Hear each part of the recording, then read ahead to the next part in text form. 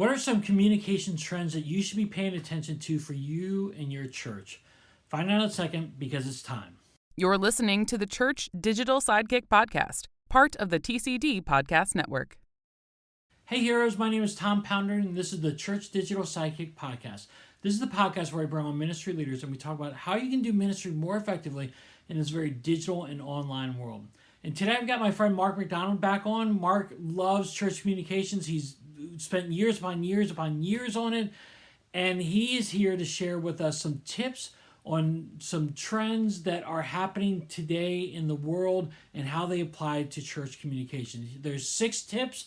We're focusing on 3 of them, and they're going to be really impactful for you this year in your church if you do some of these things that he's talking about. So I'm really excited to have Mark on, but before he gets on the podcast, I want to highlight the Church Digital. That's the website, thechurch.digital. If you've never checked out thechurch.digital, check it out right now. I won't be offended if you check it out while you're listening to this, but check it out because there's tons of blogs, podcasts, cohorts, coaching, all stuff designed for you and your church for your very digital and online world that we're living in today. So check out the Church Digital today and be encouraged in your online ministry, whatever it is, whether it's all digital, whether it's metaverse, whether it's a combination of both, whatever it is, check it out today at the Church Digital.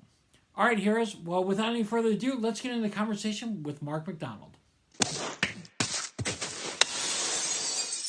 All right, with me right now is my friend Mark MacDonald. Mark, how are you? I'm doing really good. I always love when Dom calls me or texts me or chats with me and says, "Hey, why don't we get on and just talk?" Because Yes. I love that. Yeah, I mean, you're probably one of the friendliest people I've ever talked to that I've actually never met in person. We're still like virtual friends here. I know, and it's so embarrassing because I know we had a little bit of banter before you started to record, and along the way I thought, I forgot where you actually live. Where do you actually Yeah. live? I live just outside DC, Oh, so that's Washington and DC. you seem so much more Southern. I don't know. Well, yeah. Now this is as southern as I go. Now I have family in Florida where you live, but outside of that, I got nothing. I got nothing southern in me.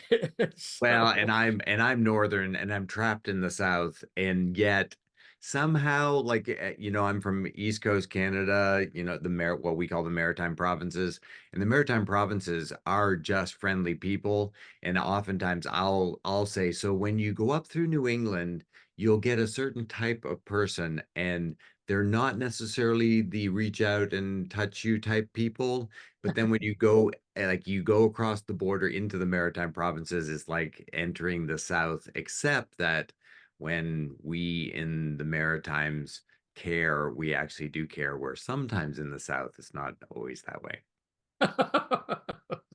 well, that's good. Hey, thanks for letting me know that. Yeah. So now It's I've good. just offended all New Englanders and all the South.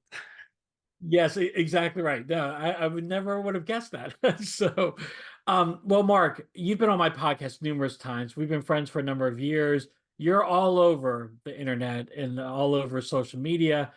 However, there may be some people listening today for the first time that said, I don't know who Mark MacDonald is. How would you describe yourself? Give a quick little bio about who you are and what you do. I feel blessed that God uses this little kid from East Coast Canada to help churches with communication issues. And communication is so broad, and sometimes that broadness creates just a bunch of noise. So we really focus in on that branding component where whether it's a personal brand or whether it's a corporate brand, that church needs to figure out what they should be known for so that people will actually pay attention to them again, because I think we've lost a lot of people in our communities who don't want to listen at all to the church, and they don't even realize what the big solution is that the church has to offer. So we work with churches. We help them with their brand. What is that thread, that 3 to 5 words that they should be known for, so that people go, whoa, that's what I need. I didn't expect to get it from a church, but that's what I want. Yeah, that's awesome. And you're so helpful. You've worked with numerous organizations, again, secular and religious organizations, helping them find something that they should be known for. And again, you've got a great book. We'll talk about all that stuff at the very end, where people can kind of connect with you there, and get your book, and find out more, and actually read all your awesome blog posts that you have, all spread out throughout. Well, you mentioned about church communications, and that's kind of what we want to talk about today, because on your blog, you have a great new blog out there about communication trends for this year, and you highlight six of them. We're not going to talk about all six, we're going to talk about just three of them. But talk to me a little bit about communications and why you chose to write this communication trends update on your website. Well, I think again, just because of communication being so broad, um, and and yet, you know, just go back to when I started, which just after they got off the ark, I think that's when it was. Um, that's when we met, right? No, I better not say that. No, we're of different vintages. I am older, much older than you, and Not much, not much. well, the thing is that back in the day, it was so much easier to do communications. Usually there was a secretary who looked after the bulletin or the worship guide. I don't even think they were called worship guides at the time. They were just all out bulletins. And then maybe they might have gone wild and crazy and put a sign out in front of their church so that they could go out and change that communication device. But those two things. Oh, and I mean, should we even mention the Yellow Pages ad? Because every church had Yes. to have a Yellow Pages ad.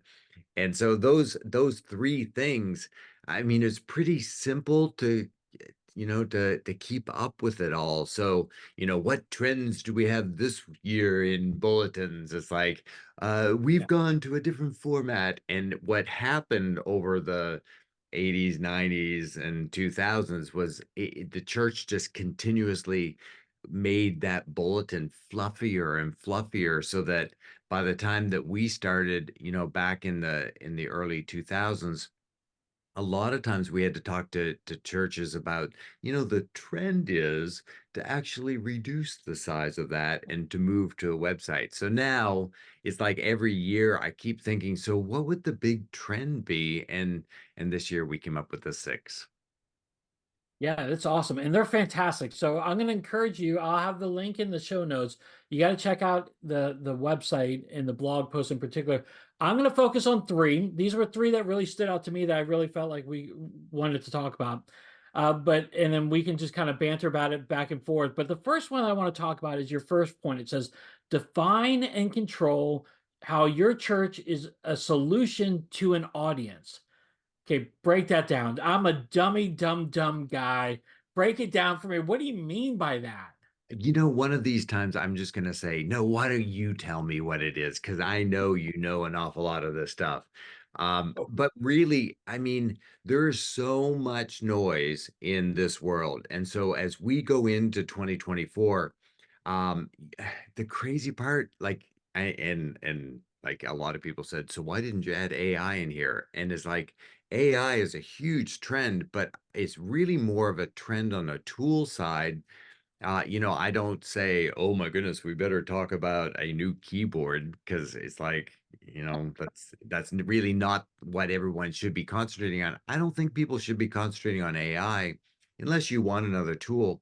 But the big thing about AI is that it can generate even more content.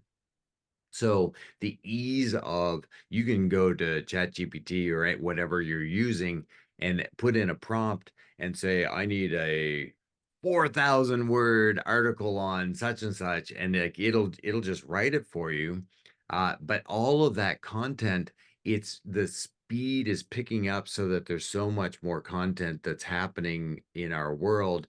And the more content that's out there, the more people have to have some type of a way to filter of whether they pay attention or not pay attention.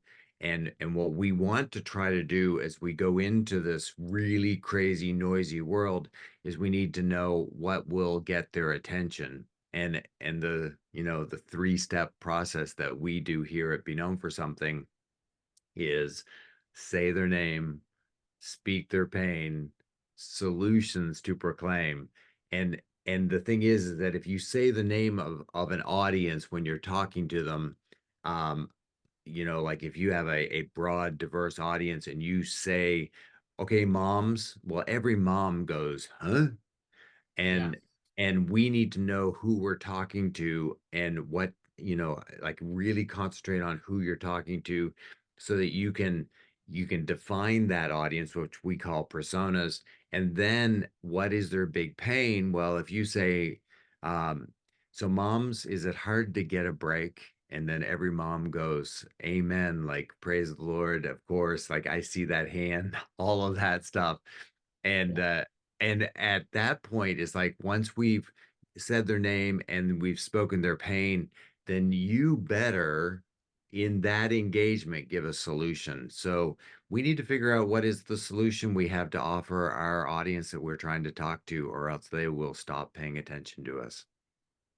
Now, that's awesome. And I know that there's a lot to really get into the weeds on this. And so we won't get into a ton of the weeds on this, but you talk about know your audience. Well, how do you get to know your audience? Is there any tools that you have at your disposal in your church in your communication tool bag that you can know that, hey, this is my audience. This is a demographic I really need to focus on. How do you determine that?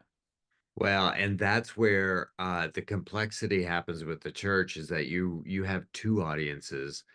So a lot of times people say, "Whoa, like, what do you mean by audience?" Well, a lot of times we think of the congregation as our audience, but really God's placed us in the middle of our community. So that broader audience, that, the external audience, the community, is really where we need to be focusing on, because that's where the growth potential is. And I think it's, you know, eh, imagine, I think Jesus was actually right when he, in his last admonition to the church, his disciples, hey, go and make disciples. And a lot of times the church concentrates on that internal audience, and if you concentrate on an internal audience long enough, you will almost always slip into decline. You have to start looking at that external audience. So, what we would recommend is figure out how far your reach is into that community. The easiest way is to do a radius, 5 mile radius or a 10 mile radius, depending on whether you're urban or rural.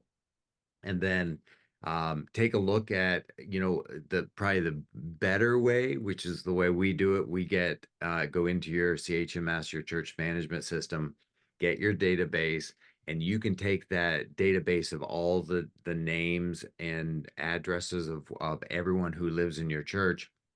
You can just simply go into Google Maps and ask it to upload that database, and it'll put a red dot on a map. And then what we want you to do is kind of rule out the outliers, because there's always going to be a main clustering of the group of people that come to your church. And then once you've removed the outliers, just really try to create that custom polygon shape, and that is your reach area. And then there's various places online that you can get demographic studies of that custom area. We do it for churches all the time. If you have access, like sometimes your CHMS also has access to that demographic area as well. And then you really need to concentrate on kind of two things. You need to look at, the demographic makeup, which is the stuff that they can't control, like how many men, how many women, how old are they, like what are their occupations, all of that stuff. And then look at psychographics of what are their big needs, concerns, and goals. And then that's really how you know their pains and what solutions that they're actually seeking. Yeah, I'm really glad you focused on this because again, I think too much we focus on the internal and then we wonder, hey, why aren't we growing as a church? And again, we don't want to grow just for growth's sake. We want to grow so that the kingdom of heaven grows. Jesus cares about these people. That's why he says, go and make disciples of all nations. So Jesus has, enabled us. He's commissioned us to go do this. And so knowing the demographics of your area and who's there and what they're into is so important so that you can communicate effectively to them. You can share about what you're doing programmatically so that you guys can be reaching more people for Jesus. I love that. Well, and also a really good demographic study like the type that we do. Um, it actually says what if they're going to choose a church, what kind of church would they choose? And if they're going to go to church, what type of programs are they actually looking for in the church? So we drill down pretty deep. And what we oftentimes hear is that wow, how come you removed all those outliers? There's always those little people that want to drive that far into church. And I think that the mentality oftentimes of pastors is we need to have as big of a reach as possible. And our logo, the one over my shoulder, if you go to our website, I mean, it's all about a concentric circle. And the more we target in, it's so much easier. Like if you target a smaller audience, you can reach that smaller audience. So that's why we remove the outliers. We get into that really tight spot. And then the sobering part of that is once we get in that small targeted area that we call the reach area, um, what we oftentimes find is that it's like, okay, so now how many people live in that area? And oftentimes it's 100,000, 200,000 people that live in this area, depending on, again, of whether you're rural or urban. And then you look at, so how many people are on your membership roll and what percentage of the share of that? And yeah, we're getting in pretty narrow, but you're still like a very, very small percentage of that area. And what we want you to do is just pray over that area. And it's not to take people from other churches into your, proselytize, bring people into your church.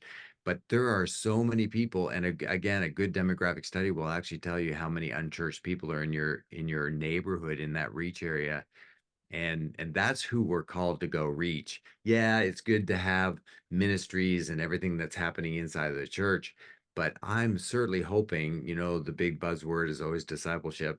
It's like, how do you disciple those people so that they go out? And oftentimes the church doesn't even know how to define what out is. And we need to know as much as possible, how do you train those people in your church into discipleship so that they can go out and actually talk to people and lead them to Christ. Dude, this is awesome. And again, if you're listening and this is striking a chord with you, this is why you need to call Mark and really just talk to him more because he's going to walk you through this process. We're talking generality here. There's a real science to this, and he can really help you through this. So, again, I love what you're saying here. We could probably talk about this forever, but I want to hit on two other ones real quick. Well, not real quick. One I want to spend a little bit more time on.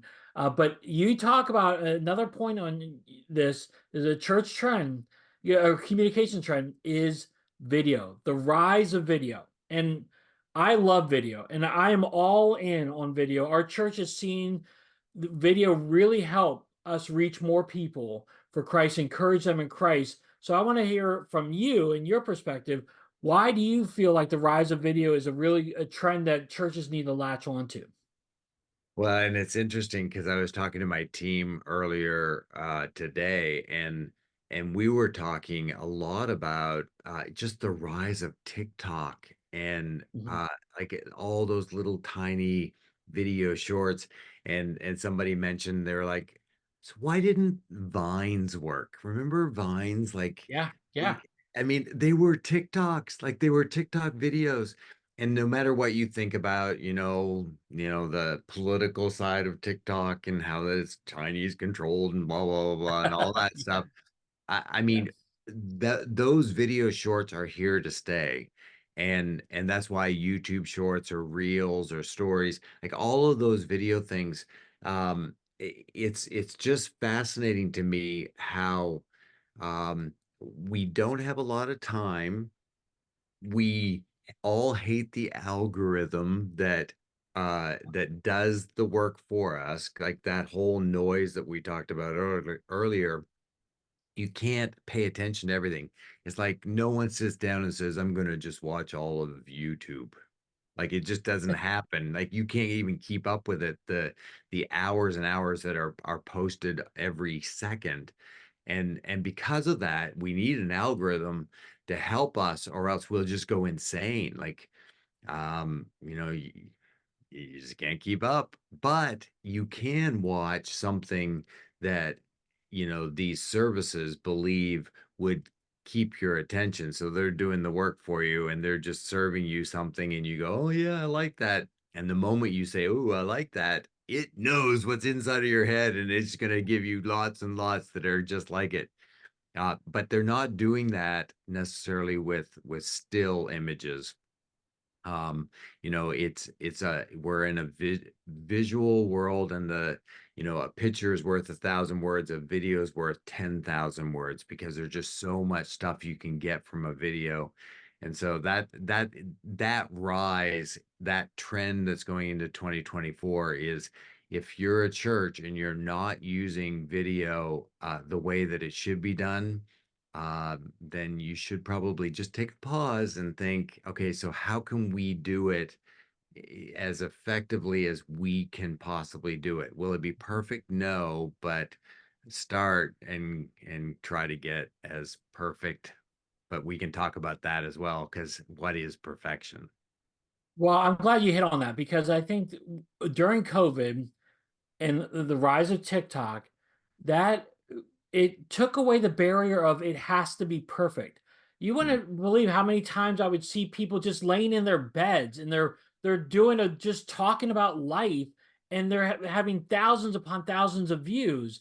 It's nothing. There was nothing professional done about that, and I think we in the church world, we have to feel like it has to be high production value. It has to have all the right lighting and all this. And I say, just like what I said when I started doing blogging, I look back at my first blogs, I'm like, oh, they're horrible, they're terrible. And like my first videos, they're horrible, they're terrible, but you learn as you go. And the whole thing is just to get started, because I really believe this. People are spending hours upon hours on TikTok, on Reels, on YouTube. They're seeing a bunch of stuff. Why not share the gospel with them? Why not inundate those platforms with the hope of Christ? They are looking for hope, whether they know it or not. We can inundate those platforms with hope, with simple, short videos, just with encouragement. And we found a ton of success. We've done well with TikTok and Reels, but YouTube has been our primary. And looking at the analytics for us, when we do shorts, it's 60-40. 60% of the people